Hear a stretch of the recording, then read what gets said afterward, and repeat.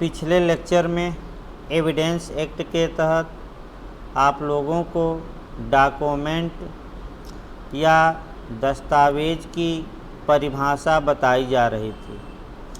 जहाँ तक दस्तावेज की बात है, दस्तावेज के उदाहरण भी बताए गए थे। आपका कह सकते हैं कि आपका वेस्ट महोदय का उदाहरण बताया गया था।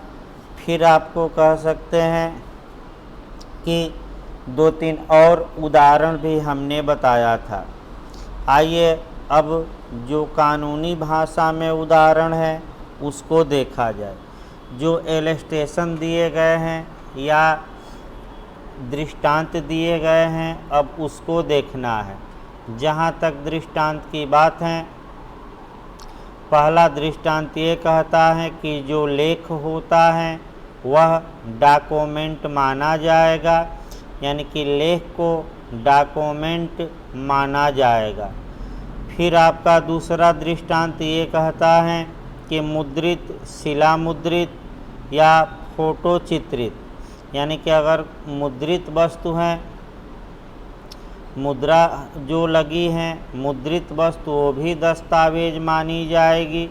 शिला मुद्रित यानी कि जो पत्थर पर बातें लिखी गई हैं या पत्थर पर जो चिन्ह बनाए गए हैं या पत्थर पर जो बातें लिखी गई हैं वह भी दस्तावेज मानी जाएगी।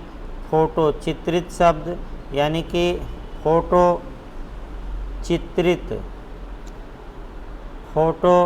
चित्रित शब्द भी दस्तावेज माने जाएंगे। इसके बाद बताया जा रहा है कि जो मानचित्र या रेखांक हैं, यानी कि जो नक्शा या मानचित्र या मैप होता है, मानचित्र होता है, ये भी डॉक्यूमेंट हैं। इसके बाद जो लाइन होती हैं, यानी कि जो रेखाएं होती हैं, वह भी दस्तावेज मानी जाएंगी।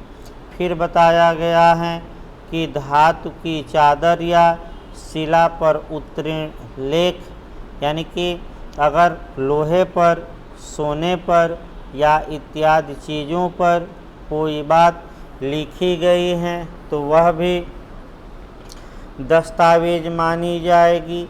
अगर पत्थर पर कोई बात लिखी गई है तो वह भी दस्तावेज मानी जाएगी। जो मुख्य रूप से पूछा जाता है आपका, वह पूछा जाता है उपहासांकन, यानी कि व्यंग चित्र, यानी कि व्यंग चित्र या उपहासांकन या कार्टून इत्यादि कहिए। जो ये व्यंग चित्र होते हैं, ये भी आपका डॉक्यूमेंट माने जाएंगे। जैसे कि किसी का मीम बना देना, किसी का चित्र बनाना इत्यादि, ये डॉक्यूमेंट माने जाएंगे। इसके पहले भी आपको डिटेल में कह सकते हैं कि बातें बताई जा चुकी हैं। अब आइए आपका अगली परिभाषा चला जाए। अगली परिभाषा भी लंबी है, प्री और मेंस में भी लगातार आपका क्वेश्चन बनता है। जहाँ तक अगली परिभाषा की बात है, अगली हम परिभाषा देख रहे हैं एविडेंस की या साक्ष्य की, यानी कि अगली परिभाषा हम साक्ष्य की देखेंगे, एविडेंस की देखेंगे। जहाँ तक एविडेंस या साक्ष्य की बात है तो सबसे पहले एक क्रम बनाया जाता है, यानी कि एक कह सकते हैं कि नियम बना लीजिए। देखिए, सबसे पहले आपको परिभाषित किया गया था फैक्ट या तथ्य, यानी कि सबसे पहले परिभाषित किया गया था तथ्य या फैक्ट। इसी तथ्य को एविडेंस के रूप में, साक्ष्य के रूप में पेश किया जाता है। इसी तथ्य को साक्ष्य के रूप में पेश किया जाता है। अब समस्या ये आई कि क्या सभी तथ्यों को साक्ष्य के रूप में पेश किया जाता है, तो आपका जवाब रहेगा नहीं। यानी कि सभी तथ्य साक्ष्य नहीं होते। तो आखिर किस फैक्ट को, किस घटना को, किस वाक़ये को एविडेंस के रूप में प्रस्तुत किया जाएगा, इसके लिए स्पष्ट रूप से प्रावधान आपका सेक्शन 5 में किया गया है।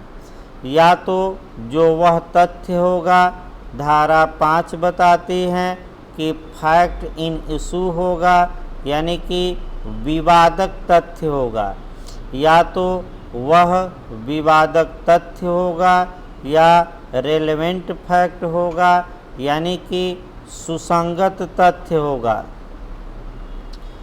सुसंगत तथ्य होगा तो विवादक तथ्य कहाँ दिए गए हैं, ये निकाले जाते हैं। इनकी परिभाषा 3 में दी गई है और 5 बताती हैं कि इन्हें साक्ष्य के रूप में पेश किया जा सकता है। सुसंगत तथ्यों का उल्लेख स्पष्ट रूप से धारा 6 से लेकर 55 तक में किया गया है। इसका मतलब ये हुआ कि प्रत्येक तथ्य साक्ष्य नहीं होता, केवल वही तथ्य साक्ष्य के रूप में प्रस्तुत किए जाते हैं जो फैक्ट इन इशू में आए या रेलेवेंट फैक्ट में। ये आपका कंसेप्ट हुआ। अब एविडेंस क्या है, साक्ष्य क्या है। अगला क्वेश्चन प्री का यहाँ अच्छा बनता है कि साक्ष्य किसका प्रभाव है, यानी कि एविडेंस किसका प्रभाव है। तो आपका जवाब रहेगा तथ्य का, यानी कि साक्ष्य किसका प्रभाव है। अगर पूछे तो आप बताएंगे साक्ष्य तथ्य का प्रभाव है। जहाँ तक साक्ष्य शब्द की बात है, एविडेंस शब्द की बात है, जो ये एविडेंस शब्द है ये लैटिन के इविडियरी से बना है। यानी कि एविडेंस शब्द लैटिन के इविडियरी से बना है। इविडियरी का अर्थ होता है, आपका कह सकते हैं, स्पष्ट करना या पता लगाना या सिद्ध करना या प्रमाणित करना या साबित करना। जहाँ तक आपका एविडेंस शब्द का प्रश्न है, एविडेंस शब्द की परिभाषा विभिन्न विद्वानों ने अपने अपने तरीके से दी है। यानी कि साक्ष्य को तमाम विद्वानों ने परिभाषित अपने अपने तरीके से किया है। सभी परिभाषाएं आपको इसके बाद बताई जाएगी। 2 परिभाषाएं महत्वपूर्ण हैं और उन्हीं 2 परिभाषाओं को आप तैयार करेंगे ज़्यादा। एक सामंड की परिभाषा आपको तैयार करनी है और दूसरी परिभाषा स्टीफेन की। यानी कि एक सामंड की परिभाषा और दूसरी परिभाषा स्टीफेन की तैयार करनी है। सामंड की परिभाषा एपीओ 2015 में पूछी जा चुकी है। एपीओ यूपी एपीओ 2015 में ये परिभाषा पूछी जा चुकी है। रिपीट क्वेश्चन कर सकता है। देखिए आपका क्या पूछा गया था, कोई भी तथ्य जिसमें प्रमाणकारी बल हो। प्रमाणकारी यानी कि कोई भी फैक्ट जिसमें प्रमाणकारी बल हो, अर्थात जिस तथ्य से किसी बात को प्रूफ किया जा सकता हो, साबित किया जा सकता हो, सिद्ध किया जा सकता हो, प्रमाणित किया जा सकता हो, वह जो तथ्य होगा उसी को एविडेंस कहा जाएगा। ये रिपीट कर सकता है, इसको आपको अच्छे से तैयार रखना है। ये जो क्वेश्चन है ये आपका रिपीट कर सकता है। मैं फिर बता दूं, इस क्वेश्चन को अच्छे से आपको तैयार रखना पड़ेगा। जहाँ तक स्टीफेन का प्रश्न है, स्टीफेन महोदय ने भी इसकी परिभाषा दी है।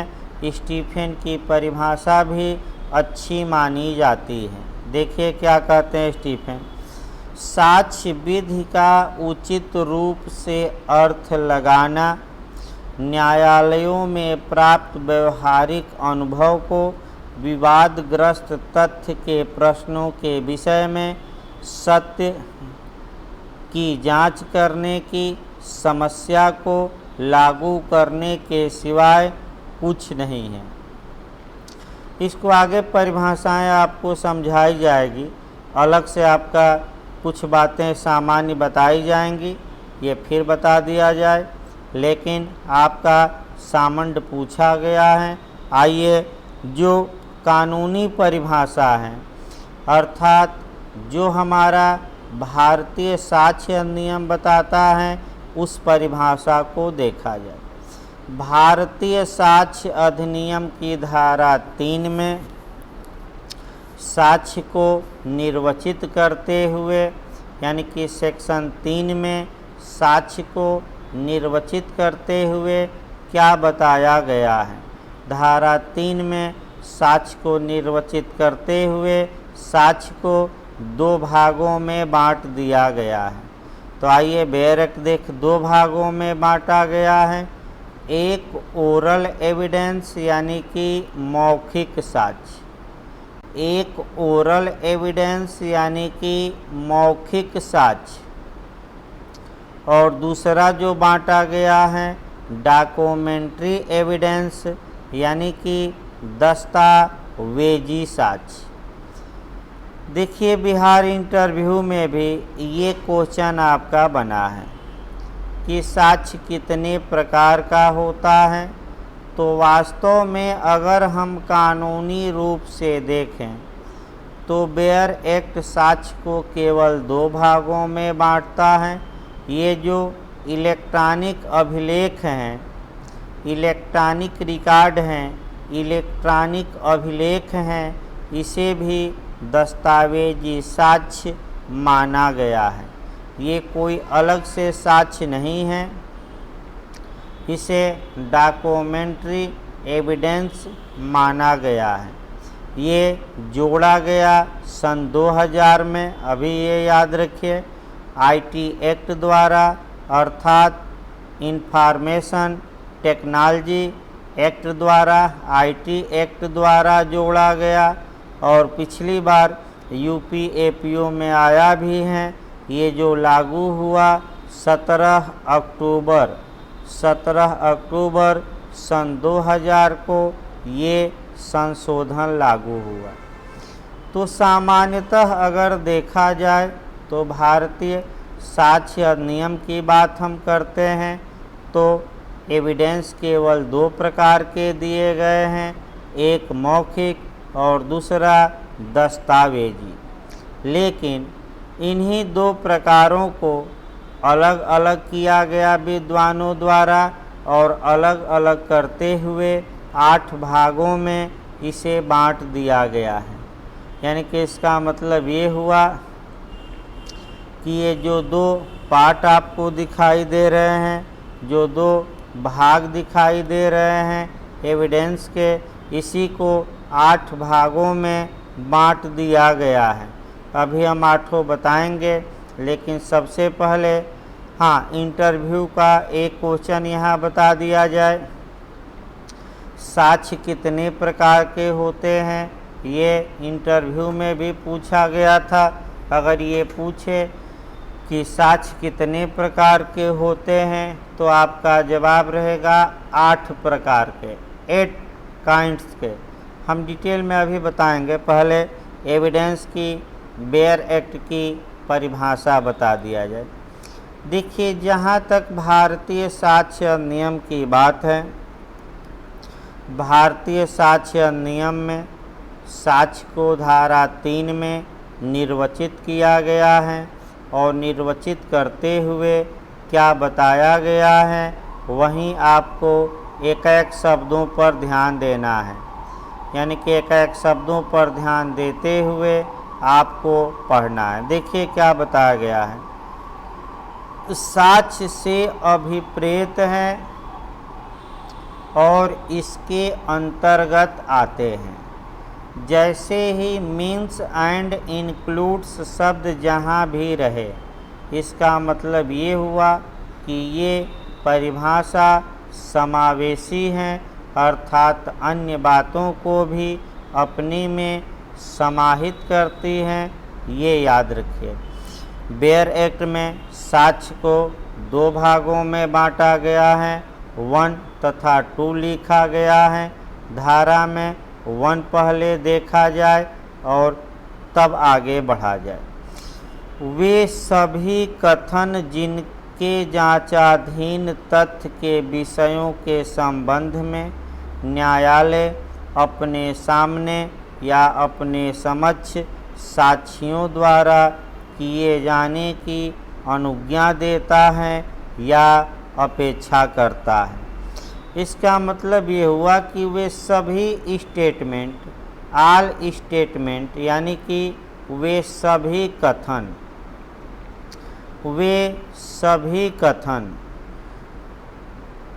जिनके जांचाधीन तथ्य के विषयों में, यानी कि न्यायालय किसी विषय की जांच कर रहा है, वे सभी कथन जिसके बाद किसी विषय के बारे में न्यायालय जांच कर रहा है, इंक्वायरी कर रहा है, के संबंध में न्यायालय के सामने साक्षियों द्वारा, यानी कि उसी विषय के संबंध में न्यायालय के सामने साक्षियों द्वारा, विटनेस द्वारा,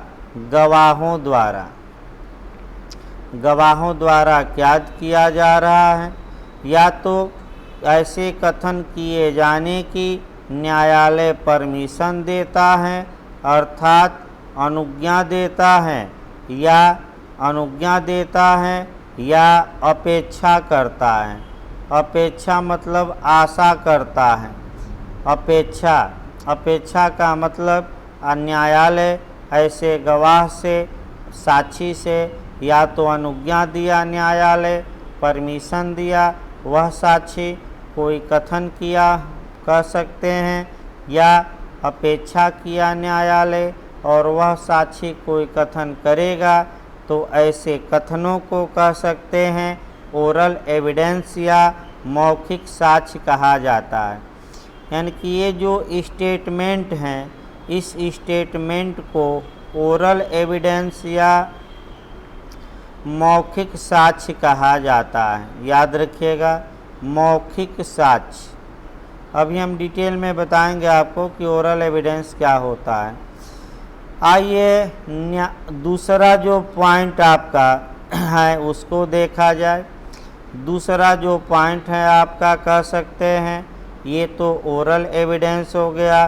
दूसरा पॉइंट जो धारा 3 में साक्ष्य की परिभाषा देते हुए जो बताया गया है उसको देखा जाए। धारा 3 में जो साक्ष्य की परिभाषा में दूसरा पॉइंट है उसको देखिए क्या कहता है। ये कहा गया है कि न्यायालय के निरीक्षण के लिए पेश की गई सब दस्तावेजें जिनमें इलेक्ट्रॉनिक अभिलेख भी शामिल हैं, अर्थात न्यायालय के इंस्पेक्शन के लिए या न्यायालय के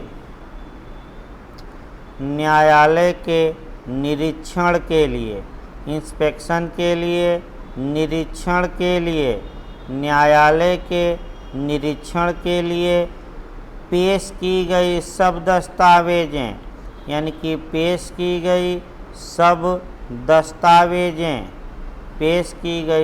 दस्तावेजें जिनमें इलेक्ट्रॉनिक अभिलेख भी शामिल हैं, जिसमें इलेक्ट्रॉनिक रिकॉर्ड या इलेक्ट्रॉनिक अभिलेख भी शामिल हैं। इस साक्ष्य को एक नाम दे दिया है कानून ने, डॉक्यूमेंट्री एविडेंस या दस्तावेजी साक्ष्य। दस्तावेजी साक्ष्य आपको बताया ही गया था कि इलेक्ट्रॉनिक अभिलेख कब जोड़ा गया। यानी कि न्यायालय के निरीक्षण के लिए पेश की गई, प्रस्तुत की गई आल या सभी जो डॉक्यूमेंट हैं, इस जिसमें कि यानी कि इस दस्तावेज में आपका इलेक्ट्रॉनिक रिकॉर्ड भी शामिल हैं, ये भी साक्ष्य हैं, लेकिन इसे कहा क्या जाएगा, तो इसे डॉक्यूमेंट्री एविडेंस कहा जाएगा, दस्तावेजी साक्ष्य। अगर हम परिभाषा को देखें तो ये परिभाषा शुद्ध रूप से कहिए साक्ष्य को परिभाषित न करते हुए साक्ष्य को हम कह सकते हैं केवल दो भागों में बांटती हैं। यानी कि इस परिभाषा के अवलोकन करने पर ये मालूम चलता है कि ये जो परिभाषा है ये साक्ष्य को परिभाषित न करते हुए कह सकते हैं, इसको दो प्रकारों में बांट देती हैं। एक प्रकार आपका है ओरल और दूसरा डॉक्यूमेंट्री। तो अब समस्या ये आई कि एविडेंस है क्या, साक्ष्य है क्या। अब देखिए, साक्ष्य का तात्पर्य किसी ऐसी बात से होता है जिसके द्वारा किसी तथ्य को साबित यानी कि या ना साबित किया जाता है। यानी कि एविडेंस का मतलब, एविडेंस का अर्थ या एविडेंस की मीनिंग किसी ऐसे तथ्य से है जिसके द्वारा किसी ऐसी बात से है जिसके द्वारा किसी फैक्ट को, किसी घटना को प्रूफ या डिसप्रूफ किया जाता है, साबित या नासाबित किया जाता है। इस अधिनियम में साक्ष्य का जो दायरा दिया गया है वह काफ़ी सीमित दिया गया है, क्योंकि तमाम बातें ऐसी हैं जो इस परिभाषा से गवर्न नहीं होती, फिर भी उन्हें एविडेंस माना गया है। जैसे वास्तविक साक्ष्य, रियल एविडेंस, पक्षकारों द्वारा की गई स्वीकृतियाँ, फिर न्यायालय द्वारा किया गया लोकल इंस्पेक्शन, स्थानीय निरीक्षण, फिर शिनाख्त की कार्यवाही इत्यादि। यानी कि तमाम बातें ऐसी हैं जो एविडेंस हैं, लेकिन आपका कह सकते हैं कि यह जो कानून है हमारा एविडेंस एक्ट, ये उन बातों को एविडेंस के रूप में नहीं मानता, परिभाषा में नहीं शामिल हैं, फिर भी इन्हें दस्तावेज माना गया है। आइए, ये जो देखिए प्री के लिए अलग से आपको बताया जाएगा, फिर बता दिया जाए साक्ष्य कौन है, क्या है। ये केस वाइज आपका 20-25 पॉइंट चलेगा और निश्चित रूप से 1-2 क्वेश्चन आपको इसमें से मिलेंगे। मेंस में भी आता है, प्री में भी, इंटरव्यू में भी अच्छे से तैयार रखना है तीनों के लिए। जहाँ तक भारतीय साक्ष्य अधिनियम की बात है, भारतीय साक्ष्य अधिनियम साक्ष्य को दो भागों में बांट देता है, ओरल और डॉक्यूमेंट्री। इस दो भागों को चीड़ फाड़ करते हुए, बढ़ाते हुए साक्ष्य को विद्वानों ने 8 काइंड्स में 8 प्रकारों में बांटा है। ये बिहार सिविल जज के इंटरव्यू में क्वेश्चन पूछा गया था, साक्ष्य के प्रकार बताइए, तो ये 8 प्रकार आपको अच्छे से तैयार होने चाहिए। फिर मैं बता दूं, एक प्रकार मेंस के लिए भी महत्वपूर्ण है, इंटरव्यू के लिए भी महत्वपूर्ण है, प्री के लिए भी महत्वपूर्ण है। 8 जो हम प्रकार बताएंगे ये 2 ही प्रकारों से निकले हैं, या तो मौखिक या दस्तावेजी। फिर एक बार देखिए, जो हम 8 काइंड्स एविडेंस के बताएंगे ये 2 ही से निकले हैं, क्योंकि साक्ष्य अधिनियम में तो केवल 2 आपके प्रकार हैं, या तो ओरल या डॉक्यूमेंट्री। अर्थात ये जो 8 प्रकार होंगे इसमें ये एक दूसरे के अपवर्जी नहीं है। इसका मतलब कि एक प्रकार दूसरे को बाहर का रास्ता नहीं दिखाता, एक प्रकार की बातें दूसरे प्रकार की बातों में आपका समाहित हो सकती है। आइए पहला प्रकार देखा जाए, आपका मौखिक साक्ष्य, ओरल एविडेंस। जो पहला प्रकार है वह मौखिक साक्ष्य है, ओरल एविडेंस, यानी कि मौखिक साक्ष्य। अब मौखिक साक्ष्य को मौखिक साक्ष्य, ओरल एविडेंस, ध्यान से इसको देखिए। देखिए मौखिक साक्ष्य किसे कहा जाएगा और इस पर आपका कौन कौन सी धाराएं कवर करना है पढ़ते समय, इसको भी अच्छे से आपका तैयार रखना है। जब भी मौखिक साक्ष्य पढ़िए तो पहले इसका एरिया कवर कर लिया जाए। मौखिक साक्ष्य पढ़ते समय धारा 3 आप पढ़ेंगे, फिर मौखिक साक्ष्य पढ़ते समय धारा 60 पढ़ेंगे, 60 पढ़ेंगे, फिर ओरल एविडेंस पढ़ते समय 119 पढ़ना है और एक केस कम से कम याद रखिएगा। वह केस आपको याद रखना पड़ेगा, क्वीन इम्प्रेस बनाम अब्दुल्ला। क्वीन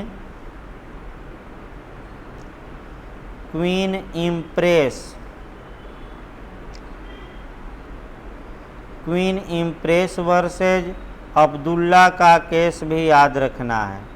अब्दुल्ला, ये अभी उत्तराखंड में आपका क्वेश्चन बना था। ये आपका इसमें 4 जज थे, मुख्य न्यायाधीश 3-1 से निर्णय आया। मुख्य न्यायाधीश आपका पैथरम थे, पैथरम थे, और अल्पमत में जो निर्णय दिए, यानी कि अल्पमत में जो निर्णय दिए थे वह दिए थे जस्टिस महमूद ने अल्पमत में निर्णय दिया था। देखिए आपका ओरल एविडेंस को ध्यान से समझिए। जहाँ तक ओरल एविडेंस की अगर कानूनी तौर पर हम परिभाषा की बात करें तो कानूनी तौर पर आपका साक्ष्य अधिनियम की धारा 3 में कानूनी तौर पर इसकी परिभाषा दी गई है। अगर हम कानूनी तौर पे इसको परिभाषित करते हैं तो ऐसे सभी कथन जिन्हें जांचाधीन विषयों के बारे में न्यायालय साक्षियों द्वारा किए जाने की अनुज्ञा देता है या अपेक्षा करता है, ये सभी कथन ओरल एविडेंस या मौखिक साक्ष्य कहे जाएंगे। याद रखिए, धारा 3 हो गई। अब आइए मौखिक साक्ष्य का मतलब क्या हुआ। तो जब कोई साक्षी या जब कोई विटनेस अपने मुख से यानी कि माउथ से बोले गए शब्दों द्वारा साक्ष्य देता है, उसे मौखिक साक्ष्य कहा जाता है। फिर एक बार अच्छे समझिए, जब कोई साक्षी अपने मुख से बोले गए शब्दों द्वारा साक्ष्य देता है, उसे ओरल एविडेंस या मौखिक साक्ष्य कहा जाता है। धारा 60 बताती है कि मौखिक साक्ष्य या ओरल एविडेंस प्रत्यक्ष होना चाहिए, अर्थात धारा 60 भी याद रखना है। जो ओरल एविडेंस होगा प्रत्यक्ष होगा, यानी कि डायरेक्ट होगा। अभी हम बताएंगे इसको। जो ओरल एविडेंस होगा वह डायरेक्ट होना चाहिए, अर्थात प्रत्यक्ष होना चाहिए। अभी आपका चूँकि अलग से प्रत्यक्ष साक्ष्य को पढ़ना भी है, अतः यहाँ आपका डिटेल में हम नहीं बता रहे हैं। अब ये आया कि अगर कोई साक्षी बोलने में असमर्थ है तब क्या होगा, यानी कि अगर कोई गवाह बोल ही नहीं सकता या बोलने में असमर्थ है तो ऐसी दशा में क्या होगा। तो ऐसी दशा में एविडेंस की धारा 119 प्रावधान करती है। अच्छे से अभी पिछली बार यूपी सिविल जज की परीक्षा में इस धारा से 2 क्वेश्चन बना था। फिर एक बार देखिए, पिछली बार यूपी सिविल जज की परीक्षा में सेक्शन 119 से 2 क्वेश्चन बना था।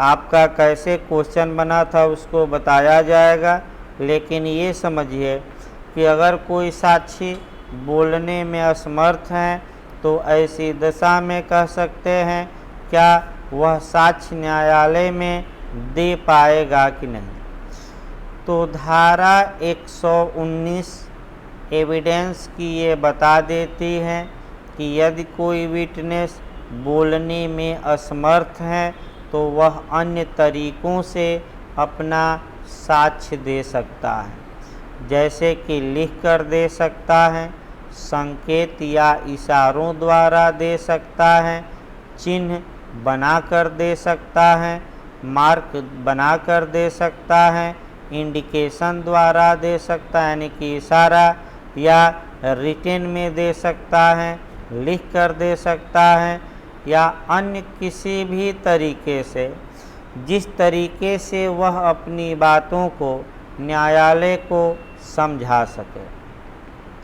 ये जो असमर्थता है बोलने में आपका कई कारणों से हो सकती है, या तो वह बीमार हो, या चोट लगी हो, या धार्मिक कारणों से वह प्रण लिया हो। तो एक उदाहरण प्रण पर भी दिखा दिया जाए। मान लीजिए एक बाबा हैं, भाई बुरा न लगे, एक बाबा हैं।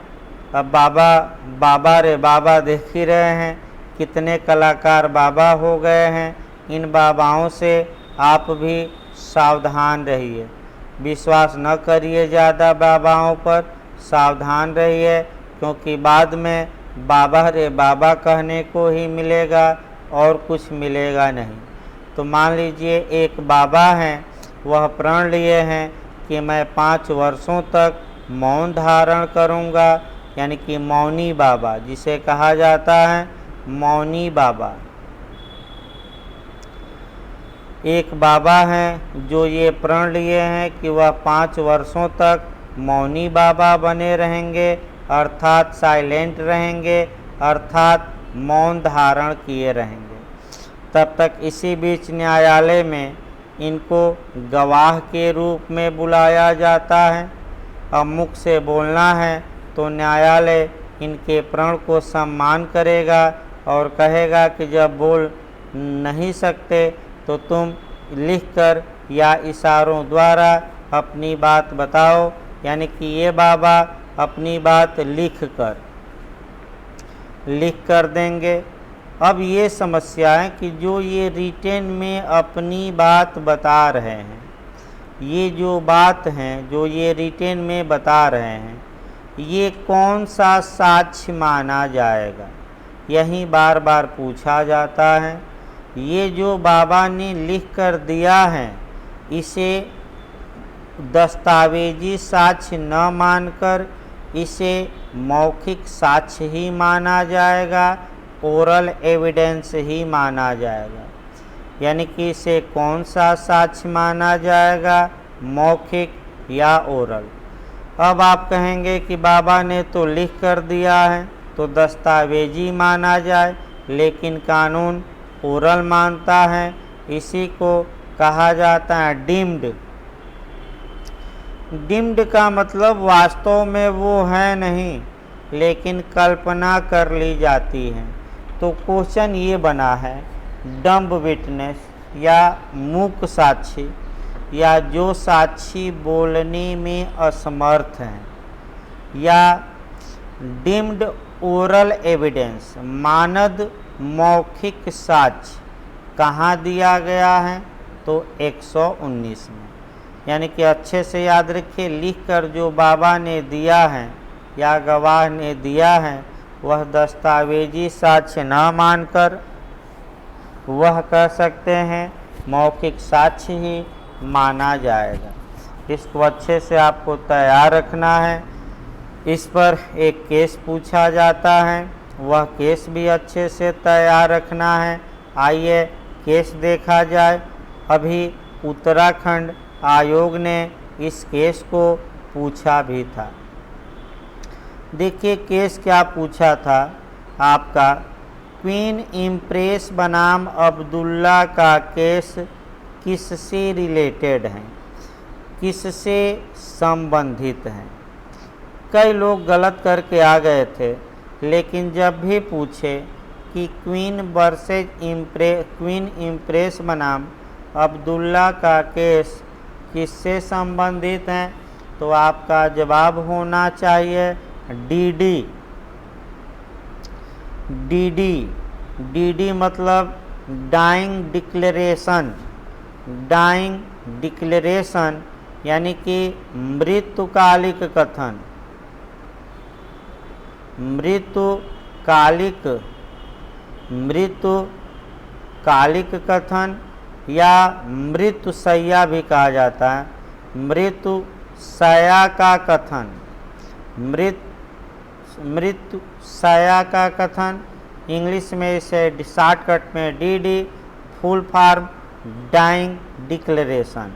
एविडेंस की धारा 32 के क्लाज 1 में बताया जाएगा। आगे ये मारिएगा मृत्युकालिक कथन ही। अब आइए इस केस में होता क्या है, फैक्ट भी जानना है, क्योंकि काफ़ी लोग गलत किए थे उत्तराखंड में। आपका गलत न हो ये केस, फिर एक बार बता दिया जाए। देखिए इस केस में होता क्या है, एक दुलारी नामक वेश्या रहती है, यानी कि एक वेश्या रहती है जिसका नाम दुलारी रहता है। उसका रात में गला काटा जाता है, गला काटने के बाद उसे कह सकते हैं अस्पताल पहुंचाया जाता है।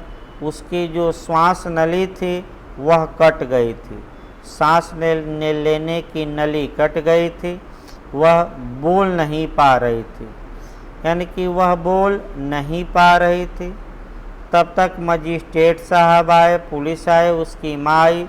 मजिस्ट्रेट साहब ने क्या किया कि कुछ नामों को उसके सामने पुकारा,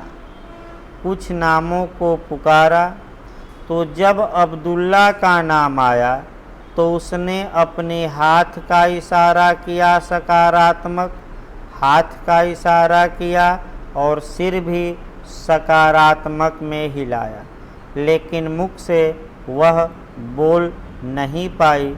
2 दिन बाद उसकी मृत्यु हो गई। अब जो हाथ से इशारा की थी, सिर से इशारा की थी, अब समस्या ये उत्पन्न हुई कि क्या इसे मौखिक इशारों द्वारा किए गए कथन को मौखिक साक्ष्य माना जाए, या इसी धारा 8 में एविडेंस के सब्सिक्वेंट कंडक्ट, यानी कि पश्चातवर्ती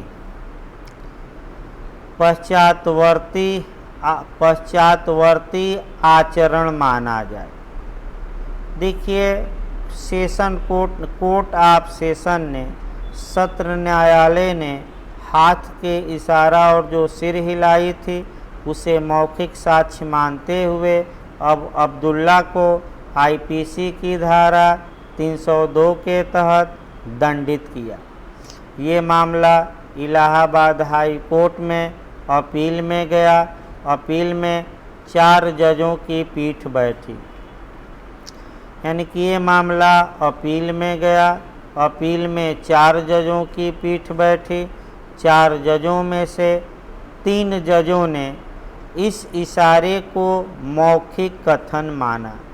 इसका मतलब ये हुआ कि मुख्य न्यायाधीश जो पैथरम थे, यानी कि मुख्य न्यायाधीश इस केस में जो पैथरम थे, पैथरम और +2 यानी कि टोटल 3 +2 जजों ने इस हाथ के इशारे को आपका ओरल एविडेंस माना और ये कहा कि संकेतों द्वारा या इशारों द्वारा भी मृत्युकालिक कथन किया जा सकता है।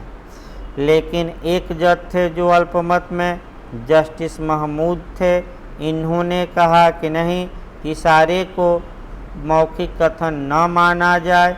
ये धारा 8 में पीड़िता या विक्टिम का पश्चातवर्ती आचरण यानी कि घटना के बाद का कंडक्ट माना जाए।